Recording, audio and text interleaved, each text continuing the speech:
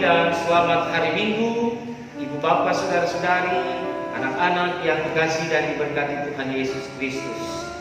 Saya berharap saudara-saudara ada di dalam keadaan yang sehat, penuh dengan sukacita dalam kebersamaan keluarga pada hari ini. Ketika kita bersama duduk dalam ibadah hari Minggu di tengah-tengah rumah tangga kita bersama. Saudara-saudara, mari kita membuka Alkitab kita, menyiapkan bacaan Alkitab pada hari ini yang terambil dari kitab Yehezkiel pasal 36 ayat 1 sampai ayat yang ke-7. Yehezkiel 36 ayat 1 sampai ayatnya yang ke-7. Jika kita sudah menemukan bacaan Alkitab ini, mari kita satu di dalam doa, mohon bimbingan dari Roh Tuhan. Kita berdoa. Tuhan, kami akan baca firman-Mu dan merenungkannya bersama-sama. Tuhan, tolong kami supaya firman-Mu ini dapat menjadi rema di dalam kehidupan kami sebagai orang percaya. Terima kasih Bapa untuk kesempatan kami boleh kembali ibadah dalam ibadah hari Minggu di tengah-tengah keluarga kami masing-masing. Bersabdalah ya Kristus, kami siap mendengarkannya. Amin. Yehezkiel 36 ayat 1 sampai ayat yang ke-7 menyatakan demikian. Hai engkau anak manusia, bernubuatlah mengenai gunung-gunung Israel dan katakanlah, hai gunung-gunung Israel, dengarlah firman Tuhan. Beginilah firman Tuhan Allah. Oleh karena musuh itu berkata mengenai kamu, syukur, bukit-bukit dari dahulu kala sudah menjadi milik kita. Oleh karena itu bernubuatlah dan katakan, beginilah firman Tuhan Allah. Oleh karena sungguh karena musuh dari sekitarmu menjadikan kamu sunyi sepi dan mengingini kamu, supaya kamu menjadi milik sisa bangsa-bangsa. Dan oleh karena kamu menjadi buah mulut orang dan banyak diperguncingkan. Oleh karena itu, hai gunung-gunung Israel, dengarlah firman Tuhan Allah kepada gunung-gunung dan bukit-bukit, kepada alur-alur sungai dan lembah-lembah, kepada reruntuhan-reruntuhan yang sunyi sepi, dan kepada kota-kota yang sudah ditinggalkan, yang sudah menjadi jarahan dan olok-olokan bagi sisa bangsa-bangsa yang di sekitarnya. Oleh karena itu beginilah firman Tuhan Allah. Aku pasti berfirman dalam api cemburuanku, melawan sisa bangsa-bangsa dan melawan seluruh Edom, yang menentukan tanahku menjadi miliknya, dengan segala rasa sukacita dan rasa penghinaan, sehingga tanahku itu dimilikinya dan dapat habis bicara. Oleh karena itu bernubuatlah mengenai tanah Israel dan katakanlah kepada gunung-gunung dan bukit-bukit, kepada alur-alur sungai dan lembah-lembah, beginilah Allah, firman Tuhan Allah, sungguh aku berfirman dalam amarah cemburuanku, oleh karena kamu sudah menanggung noda yang ditimbulkan bangsa-bangsa. Oleh sebab itu beginilah firman Tuhan Allah, aku bersumpah bahwa bangsa-bangsa yang di sekitarmu sendiri pasti akan menanggung noda mereka. Demikianlah bacaan firman Tuhan bagi kita bersama. Saudara-saudara, Nabi Yehezkiel dipercaya, ditugaskan oleh Tuhan Allah untuk mendampingi umat Tuhan dalam proses pembuangan yang kedua di Babilonia atau di Babel. Ketika Yehezkiel melayani umat Tuhan, bangsa ini ada dalam situasi yang paling parah. Mengapa? Karena sebagai bangsa mereka telah dijajah oleh bangsa lain. Mereka kehilangan martabat, harga diri, harkat mereka sebagai sebuah bangsa yang disebut sebagai umat pilihan Allah. Apa yang menyebabkan Israel ada di dalam situasi seperti ini? Karena umat Tuhan ini hidup tidak setia. Mereka hidup di dalam dosa dan pelanggaran-pelanggaran mereka. Mereka melanggar perjanjian di Sinai. Mereka tidak hidup dalam ketaatan dan beriman setia kepada Allah. Oleh sebab itu Tuhan Allah mengirim mereka untuk menjadi budak kembali di tanah Babilonia. Ketika bangsa itu harus menebus dosa mereka, harus membayar pelanggaran yang mereka lakukan dengan masuk di tanah pembuangan di Babel.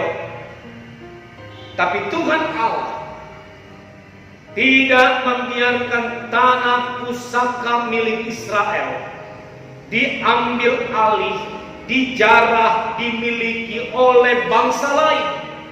Meskipun tanah itu sudah menjadi tanah yang tandus, menjadi reruntuhan, kota-kotanya menjadi sepi karena tidak ada lagi penghuni di dalamnya. Tapi tanah Yerusalem milik pusaka Israel tidak dibiarkan Tuhan Allah untuk diambil oleh orang lain atau bangsa lain.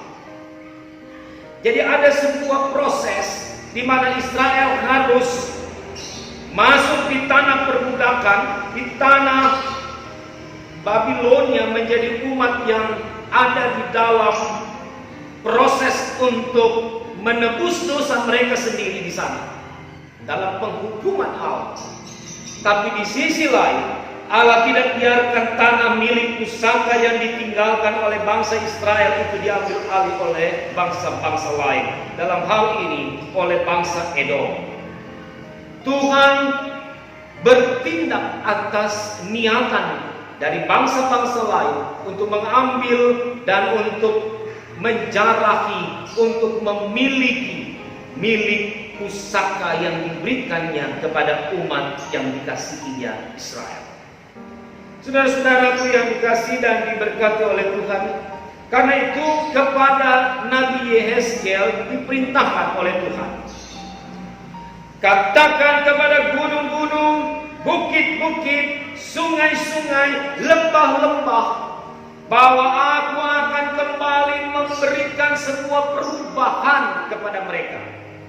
Aku akan mengubah, memperbaharui keadaan dari yang tandus, dari yang kering, dari yang sepi, akan ubahkan menjadi tanah yang subur, tanah yang kembali muncul tunas-tunas, menandakan, melambangkan, mensimbolkan sebuah proses kehidupan yang baru akan muncul bagi Israel. Perhatikan ayat 8, saudara. Maka kamu gunung-gunung Israel akan bertunas kembali dan akan memberi buah untuk umatku Israel, sebab mereka akan segera kembali. Jadi ketika proses penghukuman Allah berhenti, berakhir, usai bagi Israel, maka Tuhan kembali merancangkan sebuah proses pemulangan mereka untuk menduduki dan memasuki tanah pusaka milik mereka. Tapi sebelum kembalinya bangsa ini ke tanah pusaka, maka Tuhan katakan melalui Nabi Yehezkiel, katakan bahwa aku akan membuat sebuah pemulihan. Pemulihan yang dilakukan Tuhan Allah ada dua aspek, saudara. Yang pertama aspek lahiriah, yaitu seperti yang kita baca di ayat 8 tadi. Paling tidak kalau saudara baca di dalam ayat 1 sampai ayat yang ke-15, saudara akan melihat bagaimana proses pemulihan secara lahiriah. Ya, kembalinya Israel dari perbudakan ke tanah pusaka mereka. Tanah pusaka itu kembali disuburkan, kembali dibuat menjadi tanah yang memiliki kehidupan. Secara lahiriah Allah memulihkan. Tetapi di ayat 16 sampai ayat 38 dalam perikop ini, saudara akan melihat sebuah proses yang juga dilakukan oleh Allah dalam pemulihan batiniah. Mengapa Allah harus memulihkan batiniah Israel? Karena dalam bacaan kita juga dikatakan bahwa mereka menjadi bangsa yang diolok-olok, bangsa yang dihina, bangsa yang dicemooh oleh bangsa lain, kehilangan harga diri dan martabat sebagai sebuah bangsa besar. Karena itu Allah akan kembalikan mereka menjadi bangsa yang terhormat, bangsa yang dihargai oleh bangsa lain. Pemulihan Allah kepada Israel tidak setengah-setengah, tidak tanggung-tanggung. Allah memulihkan Israel secara totalitas dalam proses yang dikerjakan Allah bagi mereka. Kekasih-kekasih Tuhan, itu juga yang dilakukan oleh Yesus Kristus bagi saudara dan saya dalam peristiwa Paskah. Allah berinisiatif menghentikan penghukumannya. Allah berinisiatif untuk supaya umat ciptaan tangannya itu tidak terus hidup di dalam dosa, pelanggaran, dan kematian. Karena Ia mencintai dan peduli kepada kita. Oleh sebab itu Allah datang melalui Yesus Kristus. Allah menebus kita. Allah mengangkat kita. Bukan hanya fisik kita dijamin oleh Allah bahwa kita tidak akan mati, tapi kita akan hidup dalam kekekalan. Tetapi secara batiniah kita juga dibaharui oleh Yesus Kristus sebagai umat yang harusnya mendapatkan cemoohan, mendapatkan hinaan, mendapatkan umpatan dari orang lain karena dosa-dosa kita. Saat ini saya dan saudara diangkat martabatnya menjadi umat pilihan, menjadi umat yang diselamatkan, menjadi umat yang dibaharui oleh Allah untuk menjalani proses kehidupan di dalam keselamatan Tuhan. Kekasih-kekasih Tuhan, karena itulah kalau Israel dipulihkan dan kita dipulihkan oleh Yesus Kristus Tuhan, maka proses yang harus dilakukan ke depan adalah bagaimana kita dapat menjalani kehidupan ini dalam kesetiaan dan ketaatan. Tidak lagi mengecewakan Tuhan, tidak lagi membuat Tuhan bersedih atas hidup dan kehidupan yang kita jalani, tetapi menyukakan hati Tuhan dengan menjalani proses hidup ini di dalam kebenaran firman Tuhan. Hidup kita yang tadinya tandus kering saat ini seperti tanah yang subur, di mana tunas-tunas itu akan muncul. Kehidupan itu akan lebih indah, asri, dan sejahtera. Apa yang membuatkan hidup kita menjadi asri? Ketika firman Tuhan itu dikatakan oleh Tuhan Yesus, ketika benih itu dilemparkan di tanah yang baik, maka dia akan tumbuh. Maka jadikanlah hidup kita tanah yang baik, tanah yang subur, tanah di mana firman itu ketika ditaburkan, maka dia menjadi firman yang hidup, firman yang ternampakkan dalam setiap tindakan dan karakter kehidupan saudara dan saya sebagai umat Tuhan.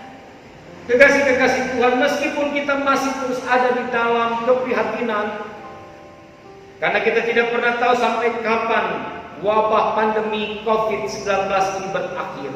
Tapi yakinilah bahwa ketika kehidupan dan proses hidup yang kita jalani ini terus ada di dalam tuntunan dan di dalam panduan Tuhan Allah, maka di tengah-tengah keberadaan yang prihatin ini pun Tuhan bisa pakai saudara dan saya untuk memuliakan namanya. Tuhan bisa menyatakan bahwa Ia ada di tengah-tengah kehadiran dan di tengah-tengah keberadaan kita bersama. Hiduplah di dalam kebenaran firman Tuhan. Hiduplah terus menjadi umat yang dapat memperbaharui kehidupan ini sebagaimana Allah memperbaharui kita untuk terus menyatakan kebenaran-kebenaran di tengah-tengah hidup yang kita jalani. Selamat menikmati kehidupan di hari ini. Tuhan Yesus memberkati Bapak, Ibu, saudara-saudari, dan anak-anak. Tetaplah ada dalam kebersamaan, tetaplah ada dalam sukacita, dan tetaplah punya semangat untuk sehat di tengah-tengah kehidupan ini. Tuhan Yesus